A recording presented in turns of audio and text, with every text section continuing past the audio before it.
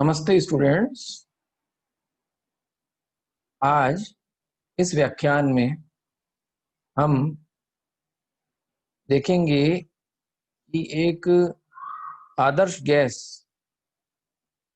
के लिए कुल ऊर्जा क्या होती है अणुओं की, और उसके लिए संवितरण फलन कैसे डिफाइन करते हैं। इस पर कुछ प्रश्न भी डिस्कस करेंगे। स्क्रीन शेयर करते हैं।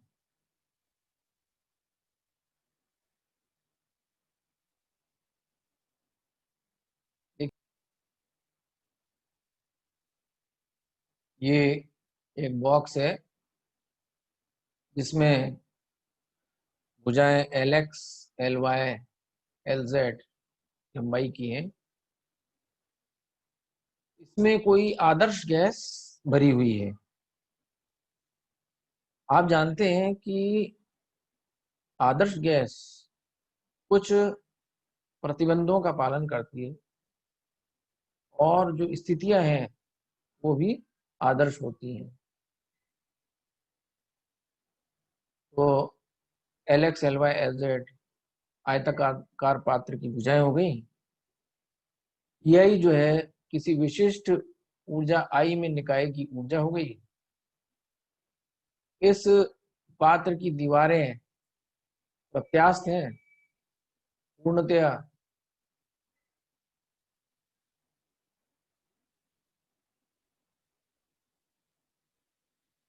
इसमें आदर्श गैस भरी हुई है। और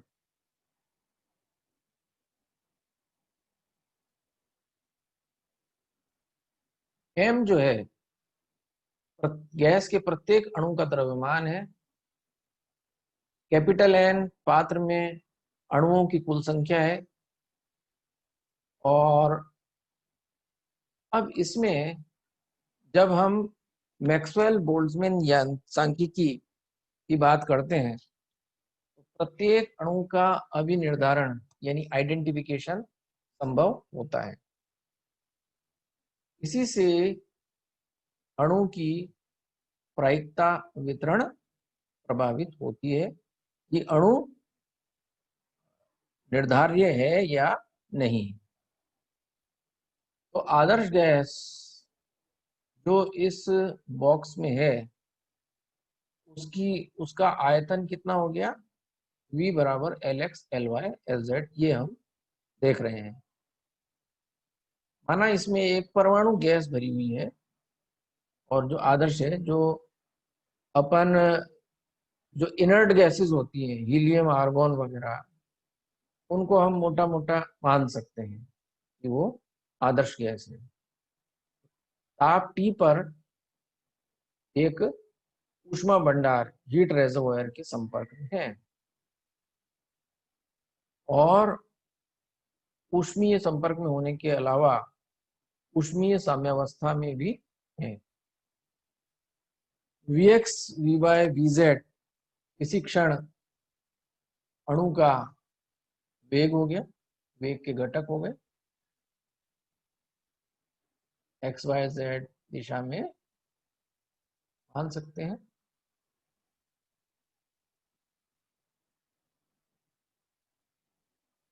इस प्रकार से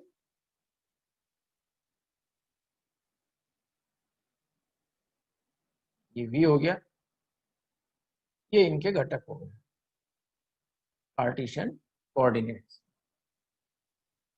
तो इसी प्रकार से x दिशा में घटक कितना हो गया,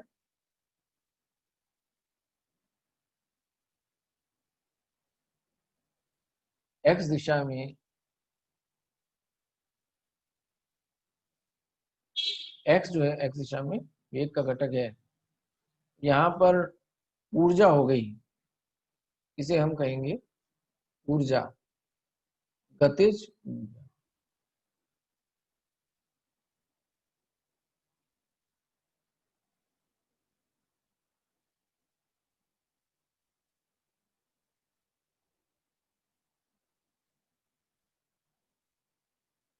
एक्स दिशा में गतिज ऊर्जा होगी half M V X square यानी P X square by 2m।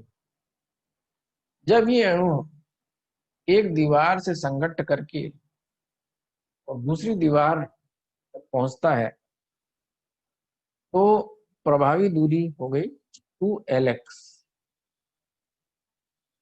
अब क्वांटम यांत्रिकी प्रतिबंध के अनुसार इसमें जो अप्रगामी तरंगें जो बनेंगी, क्योंकि कण तो एक दीवार से दूसरी पर गया और फिर वापस उसी जगह आया, इसमें जो संबद्ध जो एसोसिएटेड डी ब्रॉगली वेव है उसके लिए प्रतिबंध लगाए हम तो वो हो जाता है P X into 2Lx is to NX cross H। यानी कि आप देख रहे हैं कि क्योंकि delta x into delta P X greater than और इक्वल टू H क्रॉस होता है, तो यहाँ पर हमें प्राप्त हो जाता है x की जगह हम 2Lx रख देंगे, और क्योंकि यहाँ पर जो अप्रगामी तरंग बन रही है उसके लिए n स्टैंडिंग वेव के रूट्स हो गए, नोड्स, और इस प्रकार से ये समीकरण हमें प्राप्त।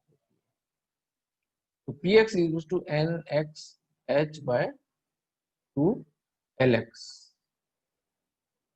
अब यहाँ पर देखते हैं कि यदि इसमें अप्रगामी तरंगें बनती हैं इस प्रकार से, तो जितने लूप बने हैं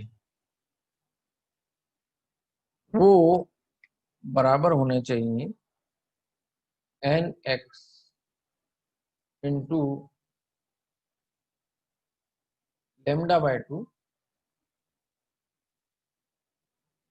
बराबर L। अब N X into de Broglie सिद्धांत से जो एसोसिएटेड वेव है, संबद्ध तरंग है क्वांटम यांत्रिक, उसकी डी ब्रॉगली तरंग होगी H बाय पी एक्स, या कहें कि पी एक्स हो गया H बाय लेमडा। लेमडा की जगह ये मान रखने पर हमें प्राप्त होता है H बाय पी एक्स है is equal to L NX into H is equals to Px into 2L।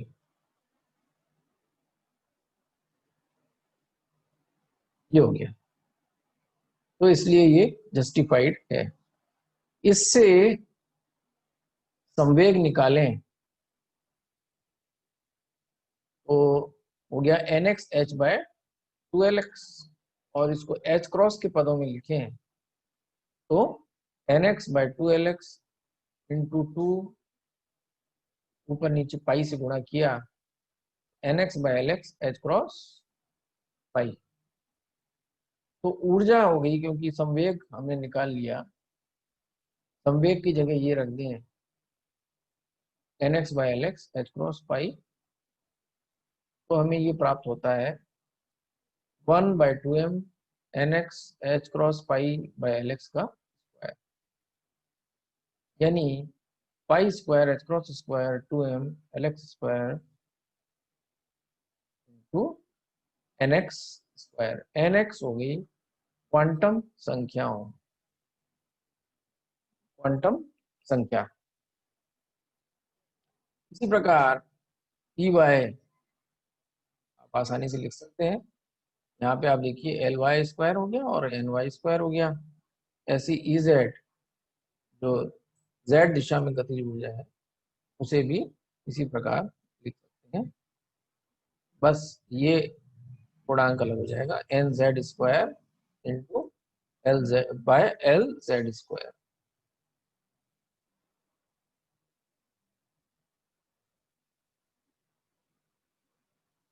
तो कुल ऊर्जा, गतिज ऊर्जा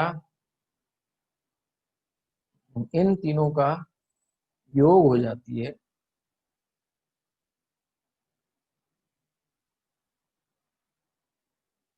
पाई square H cross square by 2m bracket nx square nx by lx square plus ny by ly square plus nz by lz square.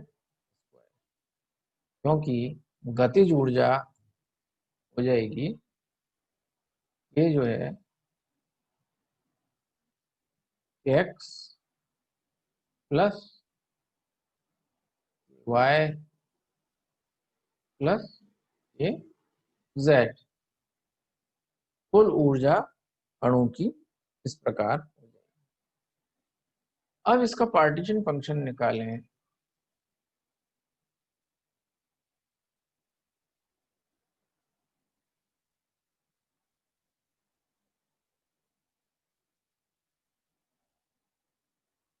हमें सिद्ध करना है आदर्श gas का संवितरण फलन z बराबर m by 2 pi beta h cross square raise to 3/2। इसे हम z बाय v लिखें तो पर यूनिट वॉल्यूम हो जाएगा। अब m प्रत्येक अणु का द्रव्यमान, beta is equal to 1 by kT, ताकि बोल्ट्जमैन कांस्टेंट है kb, और h क्रॉस आप जानते ही प्लैंक्स कांस्टेंट। तो संवितरण फलन की परिभाषा से हम देखें sigma e raise to minus beta ei, जहाँ ei अणु की संभाव्य ऊर्जा अवस्था, IV संभाव्य ऊर्जा अवस्था में ऊर्जा है। कुल गतिज ऊर्जा अभी हमने निकाली, इसमें तीनों दिशाओं में nx का, ny का, nz का समेशन करने पर ये मान यहाँ पे रख देंगे। एक ये हो गया, एक ये हो गया, एक ये हो गया, e raise to minus beta ei जो है वो कुल ऊर्जा होगी। अब इनको अलग अलग करके लिखें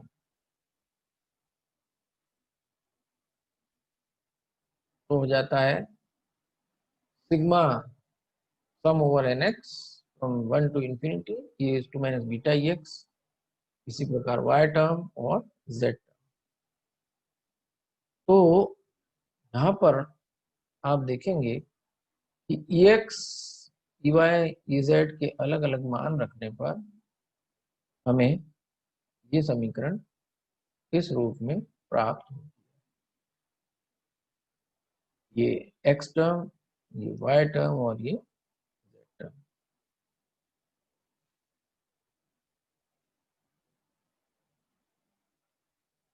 तो this defines the partition function,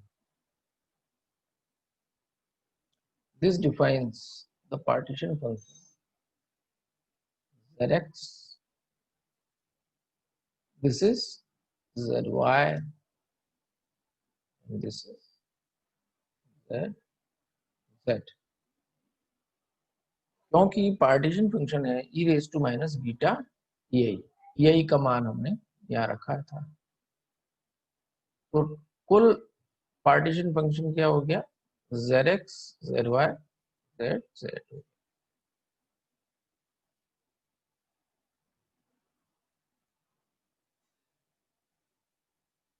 हमने संवितरण फलन निकालना प्रारंभ किया, ये उसका विस्तृत मान आ गया।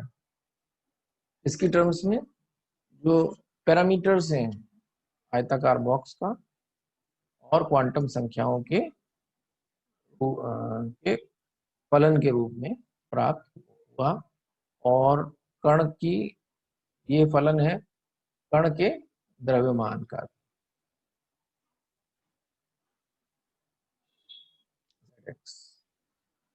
तो zx हम लिख सकते हैं nx equal to 1 from infinity exponential minus beta यही। अब सामान्य ताप पर क्या होता है कि जो क्वांटम संख्या है ये इतनी इतनी पास हो जाती है कि ये nx की तुलना में बहुत ही पास पास। तो तब उस केस में जो इसको कहते हैं कंटिन्यूम।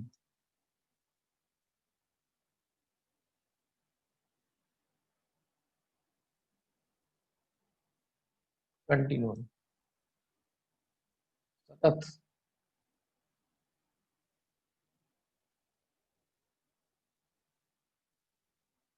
इसमें जो है सिग्मा समेशन को हम इंटीग्रेशन से प्रतिस्थापित कर सकते हैं। तो हमें ये प्राप्त होता है integral 1 to infinity e raise to minus beta ei to D N X. अब यहाँ सब्स्टिट्यूशन दें, ये सारी जो राशि है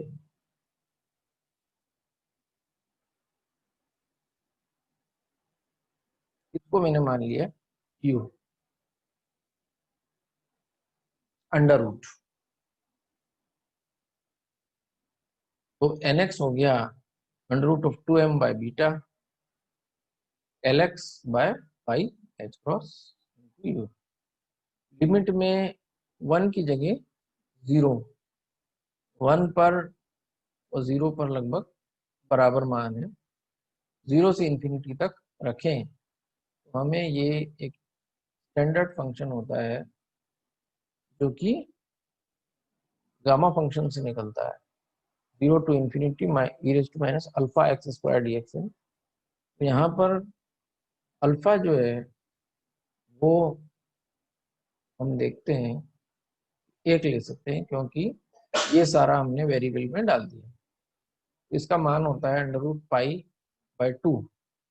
तो zx निकालें, इससे जो zx है हो जाता है under root 2m by beta. zx में मान रख दिया, zx में मान रख दिया और ये सारा जो है अंडर रूट पाई बाय 2 है। इरेस्पेक्टिव की वेरिएबल क्या है, यहाँ पर ये जरूर है कि ये तो सारा u हो गया तो उसको निकाल सकते हैं हम। देखिए 0 मान लिया इसको e raise to minus u square into D N X. तो यहाँ पर d लगाएं तो यहाँ पर भी d आ जाता है। बाकी सारा जो है ये इंटीग्रल से बाहर आ जाएगा। ये इंटीग्रल से बाहर आ गया और जो बचा है 1 रूट पाई बाय 2। तो इसलिए यहाँ पर हम देखेंगे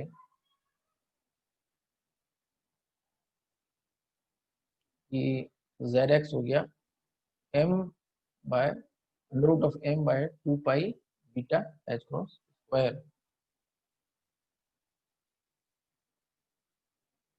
ये यहाँ पे सॉल्व किया हुआ है।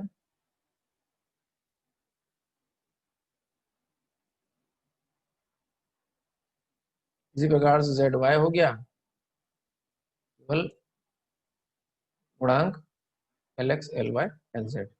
तीनों को गुणा करें तो हमें प्राप्त होती है Z, Z X Z Y Z Z to half plus half 3/2 power हो जाएगी LX LY LZ।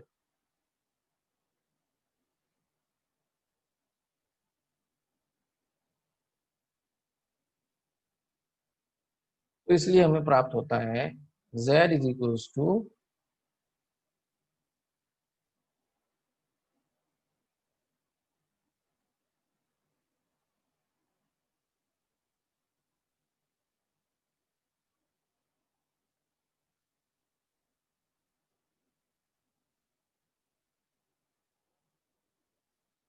B से भाग दे दें तो पार्टीशन फंक्शन पर यूनिट वॉल्यूम में प्राप्त होती है। आज के लिए इतना ही। आप इसे पढ़ें, पुस्तक से न्यूमेरिकल्स भी करें। धन्यवाद।